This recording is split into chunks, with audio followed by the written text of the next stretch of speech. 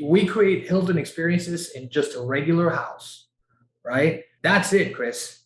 There's no fluff about it, and you have to deliver value. And the way that, Airbnb, the OTAs, online travel agencies work, you've got to be up there. So you're creating an experience because you're offering a very cute property, right? And just because the amenities are there, you also need to know how to market them, Yeah. right? So the marketing part of it is one of the pillars that we teach and is very important, right?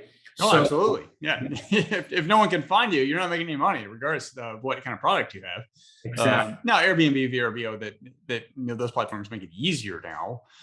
But another thought that came to mind was when you were talking about how the difference in the quality of the property.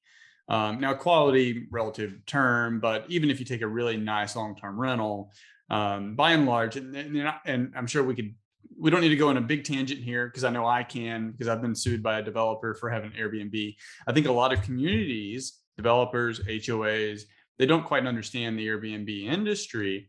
And when I talk with other investors, I just tell them, like, look, they don't understand. If we can educate them, then a lot of these communities would probably be okay with it. Because at the end of the day, I own a lot of long-term rentals. At the end of the day, the moment that house is rented, I am done with maintenance.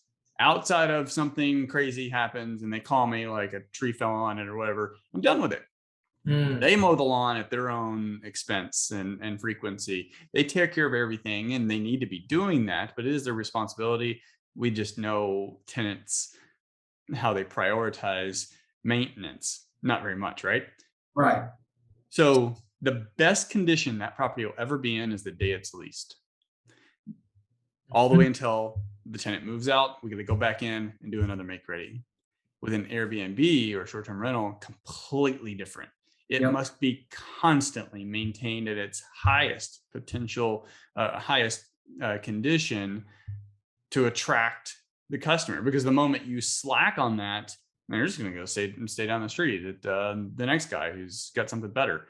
So I think if we can educate communities like that, showing hey, look, no, I'm actually helping the community by keeping this house in like tip-top shape. Call me if you got issues, any guests, but I'm actually helping by keeping the property in such great shape. Yeah, I love the way you look at it. Chris, you have to be able to, first of all, the house does have to stay in the greatest shape. So it is an asset for the neighbor, right? Now there are some instances where, maybe the tenants are going to leave things out on the street. So you do have some issues, but there are always ways to solve that, right? So it could be bad, it could be good for the neighborhoods, but every problem has a solution, right? And that's what we're here to do. We're here to solve problems, and big problems. Solving big problems creates, even a better thing for all of us.